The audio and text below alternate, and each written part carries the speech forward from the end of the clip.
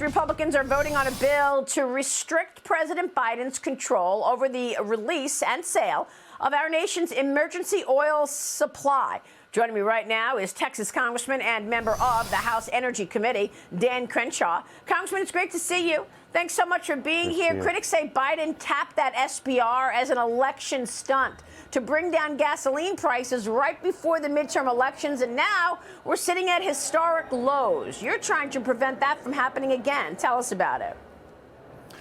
Right. Well, the SBR Act that we passed, it does a very simple thing. This shouldn't really be controversial. It says if you're going to take out of the SBR, you've got to have a plan to replenish it. You've got to have a plan to actually lease federal land for drilling. You've got to have a plan for production so that we can refill it.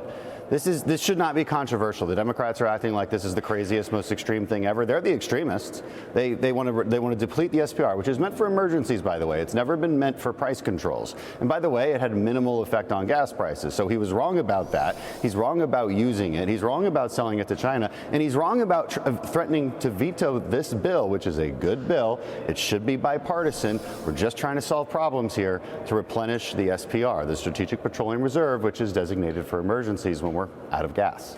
Well, I don't understand why we are selling this emergency oil to China, our #1 adversary. Do you have any answers on that? Well, it goes into an open market, and so they'll buy it up. But to your point, it's foolish to sell it in the first place. And what we see from the Chinese is that they've been piling up their stockpiles of oil and gas because they're not big producers of it. So I understand why they're doing that. But we shouldn't be giving it to them. We shouldn't be enabling that kind of behavior. We need to be producing more. And by the way, Republicans back in 2020 said that we should buy at the record low levels. If we had done that, if we had done the Republican plan back in early 2020, if Democrats had been on board with that, the stuff that they'd be selling now would be at record profits for the taxpayers. They have screwed this up in so many ways. It's really hard to fathom. Well, Congressman, meanwhile, you've got the president and Democrats using scare tactics in a new push to raise the debt ceiling. Watch this. You got to cut your they want to cut your Social Security and Medicare. No, this is the God's truth. It's almost unbelievable. And beyond that, they're actually threatening to have us default on the American debt, a debt that's been accumulated over 230 years. What in God's name would the Americans give up the progress we've made for the chaos they're suggesting? Not on my watch. I will veto everything they send us. Wow, we know for a fact that House Speaker Kevin McCarthy said that there will be no cuts to Social Security and Medicare. Should Biden be taking this victory lap on his economic plans?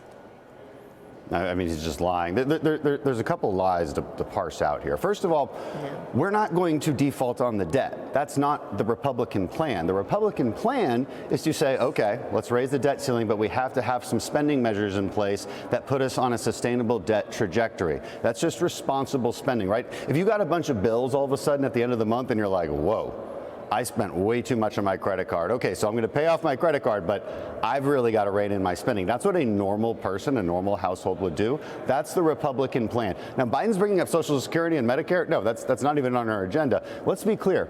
Who's going to cut Medicare and Social Security? It's Democrats. You know why? Because they're not going to try and solve this problem until they go insolvent. When those programs go insolvent, automatic benefit cuts occur. That's on Biden. That's on Democrats. Let's be clear. In the early 2000s, if we had taken up George Bush's Social Security plan, Social Security would be solvent right now. People wouldn't have to worry about it. But Democrats told us that we were going to throw Granny off of a cliff. They scared the American people. They used scare tactics. They're doing it now because they refuse to solve these problems. He's lying on multiple fronts, and it's only going to hurt American seniors and the American people. Yeah. Congressman, I want to get your take on how you're going to figure this out and come up with solutions, because your colleagues have said that you want to go back to 2022 spending levels. If you go back to 2022 spending levels, that's a cut in defense spending. Do you really want to cut defense spending right now while China is rising and Russia is so aggressive on Ukraine? How do you square this circle in terms of raising the debt ceiling, yes, but also putting boundaries in place for the next fiscal year spending? Well, you look at non-defense discretionary spending, and it's increased double-digit percentages over the last few years. It's increased massively. It's very easy to find cuts there. I personally do not want to cut defense spending. It doesn't need to increase in this exorbitant manner, but you don't need to cut it either. And it doesn't necessarily mean that this particular the budget plan means cutting defense spending.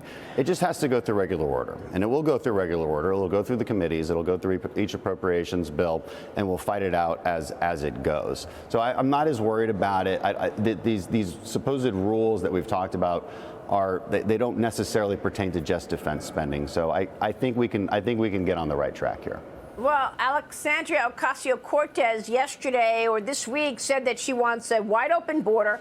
She wants this administration to overtake and reverse Title 42. And she also is blaming the Trump tax cuts and Donald Trump on all of this debt. Watch this.